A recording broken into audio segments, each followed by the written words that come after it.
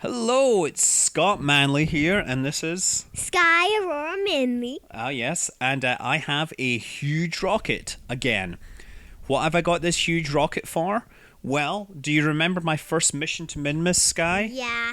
Yeah, I managed to. You didn't get them back. I didn't get them back. Where did I leave them? I left them in orbit around the planet Minmus. So I am going to finally mount a rescue mission.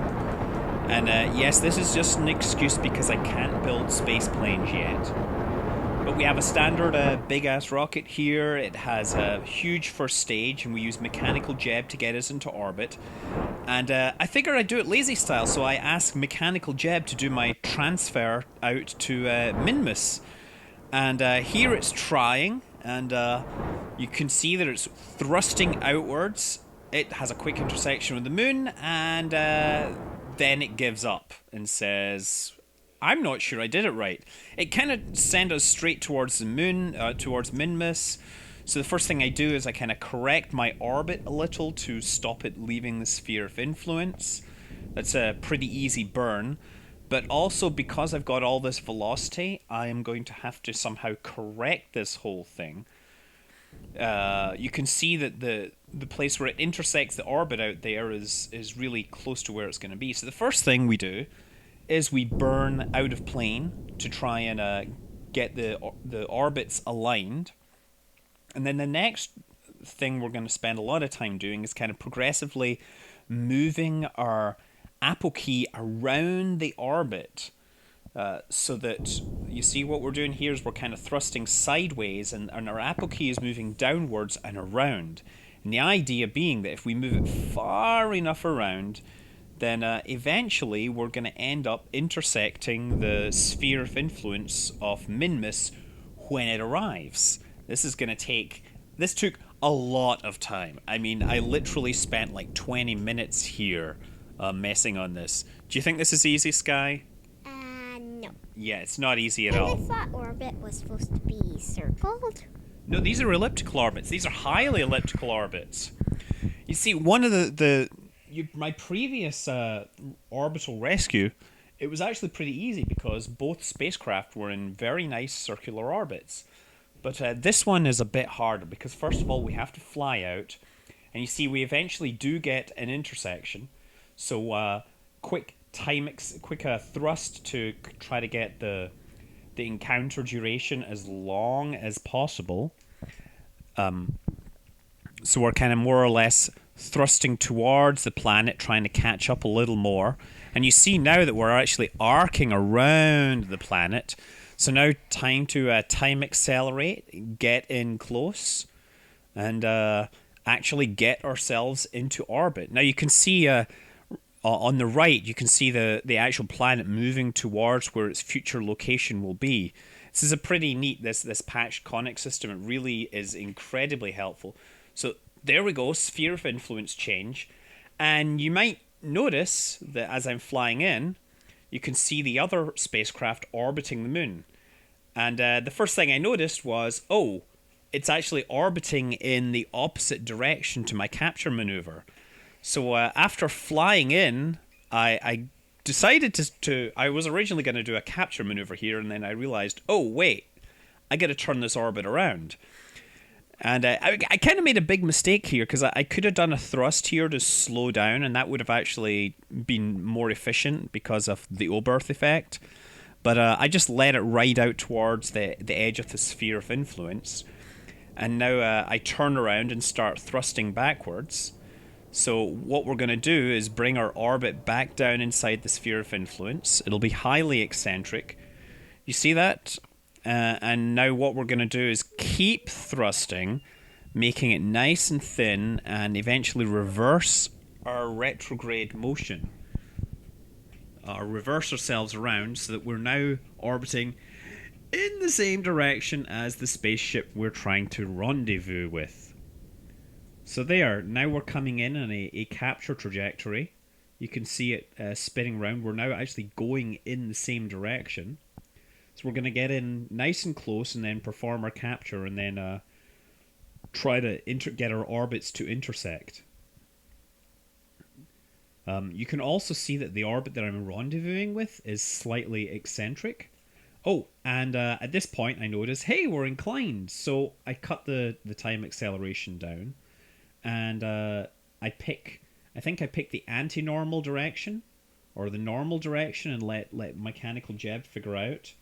But what I want to do is I'm really close to intersecting here, so I want to perform my inclination correction. So you see, thrusting this way gives me moves the orbits up because they're crossing the planes at this time. So that's quite an important thing. It's actually probably the worst place to do it because I'm moving really fast. Doing inclination changes you want to do when you're moving slowly or when you're making other maneuvers. But you know what? This upper stage that I've got, I still have the second stage attached. I have a lot of fuel to spare. So I can afford to kind of mess around. And in fact, if you look at this entire mission, it is a collection of terrible suboptimal decisions. I fitted a mechanical jab, hoping that it would make the transfer easy. It didn't. Then I spent a good 20 minutes trying to figure out how to make it rendezvous with these orbits, and it gave up and decided that I was going to hand do it. So now what I did was I when you're trying to rendezvous with two elliptic orbits, you get the planes aligned, and then you adjust the orbits until they just touch. Then you wait until they're touching before you make your correction maneuvers. So we do a bit of that, but because the other craft is so far behind, we don't bring the orbits down into a perfect alignment just yet, because what we're going to have to do is orbit higher and let that other spacecraft catch up. And I'm totally eyeballing this, totally guessing it. The instrumentation was not helpful. So yeah, I'm just going to time accelerate around, which is actually a lot slower than I'd like because we're so close to the target body. But you can see as we go around, I go slower, it goes faster, and slowly but surely, and it was very slowly. This whole mission took me about 2.5 hours of real time. You can see now that we're getting a little closer. We could actually, I mean, if we switch out, you can now see the icons for this thing. So now, what I want to do is, there we are. There, you can see the other spacecraft highlighted. We want to essentially start performing the rendezvous, and the first thing we really want to do, we want to fly slower than it, but we don't want to fly lower than it. So what we're going to be doing is periodically burning to keep our trajectory slow, but also burning away from the planet using our copious fuel to let it catch up on us. Essentially, because we're orbiting at below orbital speed, we want to fall into the planet. And, you know, to make this rendezvous as fast as possible, I'm going to use that trick, but it'll be like I'm landing on the planet. I'll be burning away from the planet periodically. We still have the upper stage attached as well, so I decided that what I wanted to do was make a big burn and get rid of this so that it wasn't in my save file. So I did a burn and detach it, and now it is on a planet intersecting trajectory. And so now I'm going to come back. You see now, this is one of these burns away from the planet. You watch the vertical speed indicator, you see that it goes from negative to positive, and that is just, you know, it's like a landing maneuver. We do this periodically to keep our altitude up and yet keep our velocity suboptimal. So that's they're about 11 kilometers out, I guess. Now we're really getting into the terminal rendezvous situation. You'll notice that I also have a rocket attached here. That was because I wanted to use mechanical jab, as I said, to perform the rendezvous. And it turns out that it would have been better had I not got that, because mechanical jab didn't do what I wanted. So we carried all this extra fuel and extra mass. I mean, regardless, we're getting in to a few hundred meters now. Where our distance is measured in meters. We're getting in nice and close. Using the RCS system to rendezvous. I turned off mechanical jab's stability features because it just burns. It uses the RCS and burns out all my fuel too quickly. And as it got in really close, I realized, oh wait, my target vehicle still has the fuel tank attached. It's empty, but regardless, I don't want to carry that mass, so I have to go back to the space center and switch ships. I know you can switch ships on the orbital map, but these two vehicles are far too close together to actually pick separate ones, so I gotta go the long way. So there we go. Yeah, drop the stage, and then quit, and then switch back, and hopefully in time for the rendezvous. Space Center time again. Back to my rescue mission. Start playing. And there we are.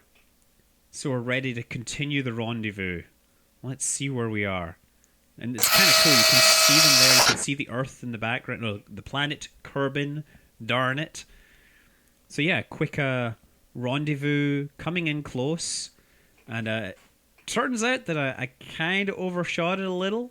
And it looks really close. And in fact, you'll find out that it's closer than you imagined. I totally missed it. We're here and we're knocking on their pod saying, "Hey, we're gonna rescue you. We're gonna rescue you." So come back forwards. Now, I get set up once again, and then I realize another mistake I've made. You see, this is why Jeb should be flying this, because he probably would not make all these mistakes. I am aligned in front of the vehicle, and that means the capture bucket is behind me. But I'm not wanting to deorbit this. Actually, I want to give it more speed, so I have to turn the whole thing around and now fly past my rocket, fly past my target, and redo the entire rendezvous maneuver because I was approaching from entirely the wrong direction. So another bunch of time later, I finally start getting in position. This is within 100 meters or so. Again, we're just continuing to juggle the RCS. We've turned off mechanical jab, and but without it, we're not using it. We fitted it, we carried it, but the only thing we really used it for in the end was the launch. That was a big waste of time. I love mechanical jab. It's great for landing on planets, but it is not working for me in this situation. And yeah, we're getting in closer. We're just going to continue this, bringing it in very slowly. We don't want to pick it up too fast because we don't want to damage our spacecraft. You can see the vehicle is now well defined. Our bucket is deployed, and we are coming up very nicely on a rescue of Jeb and friends, the pioneers that made it to Minmus before anyone else. But their triumph was bittersweet as the return mission failed and left them stranded in orbit around a frozen body on the edge of the Kerbal system. There we go. We're getting right in close to this thing. Almost there. I mean, few meters yet. But because, unlike the previous one, we didn't have a rocket sitting there. In this case, we have a rocket, so the capsule does not want to sit straight in there, and it immediately causes the ship to spin a little because it's landing off center. And there's really, again, curse you, mechanical jab, I love you, but your blessings are cursed on occasion. So I have to, when I want to thrust, I have to control my spin manually. Now, I have to figure out, am I actually pointing the right way? I want to make sure that if I'm thrusting along the orbit, I'm not going to be thrusting and pushing into a higher orbit. And you can tell because we're on that side, the direction we're rotating, I think we're right, but I go back to the map screen to check just in case. Really wanted to be absolutely sure on this. Watching, I figure out what way it's going and because it really would be terrible if I started thrusting the wrong way and then had to chase after the capsule again. But no, I think we're all set up. And so now, with the capsule starting to slow slightly away, we recapture it. And we want to start our injection burn to send them on a homewards journey. So there we go. Now, oh man. So this was complicated. We had to basically try to burn, and yet also keep it pointing in the right direction. And this was quite complicated. It was like playing a piano. You had to use your translational RCS thrusters and the rotation thrusters at the same time. Thankfully, I did learn to play the piano, or a decent amount, so I am relatively ambidextrous when it comes to running the RCS systems on a Kerbal space program. But yeah, after a while, I realized, oh yeah, I could actually just use the I could use mechanical jab stability features here. So I set it up and turn it on, and now, yes, it's doing all the work. It has finally proven to have some genuine use. There we go. Look, I can actually relax a bit and watch this. It's sitting in there, and it's actually, we're gaining about 1 meter per second velocity every second, and we don't have to gain that much to escape the sphere of influence. You see, there we are. We're on an escape trajectory almost. There we go, escaping, and then now we're burning down. You see, there's bringing our makign down towards the surface of the planet. We're just, we're so close to getting home. Yeah. So finally, there we go. We're down to under 10 kilometers. This spacecraft is going home. So now I want to separate it and perform a little bit of a course correction so that we don't both arrive back at the same time, because we don't want to I don't want to be switching spacecraft when they're in the atmosphere. So I make a little bit of a burn. I change my velocity by about 5 meters per second. It's not much, but it's enough to bring us apart slowly. This one's going out a little faster. And we're just going to now time accelerate until we escape the sphere of influence. You can see that we left behind the fuel tank. I'm probably going to build an orbital laser and take that out next time. So look, you see that even though the speeds only differed by a few meters per second, they're on quite radically different orbits. But my makign is not low enough for capture, so I make another course correction here using the motors. Loads of fuel left, you can see. I mean, maneuvering in space doesn't take much fuel at all. So yeah, that I'm using just the mechanical jab course readout to get my makign reading and get it low enough that we're going to return to the planet. And that's us. Time accelerate homewards. And you'll see, even though their differences are small, these differences, the distances are small, but differences are going to be amplified by quite a great deal. Because I'm leaving in front, I'm going to pick up velocity faster. Just as I'm heading in, I dump the maneuvering stage and just leave the capsule. I could have probably tried to soft land this thing. After all, mechanical jab would do that for me. But, I'm just being lazy here. It's going to land in the planet. This is going to land in the planet. So there we go. We time accelerate. You can see it. You can see the upper stage, or the maneuvering stage flying down. That's us inside the atmosphere. We're just going to bleed off velocity until we get low enough to deploy our parachute. And that is it. Mission successful. And we practically land on the beach here. I expect they have a hula party waiting for these 3 brave astronauts who have really gone above and beyond to rescue their fellow Kerbals. So now the trailing stage is out at the moon almost still. They're going to take a little longer to get home.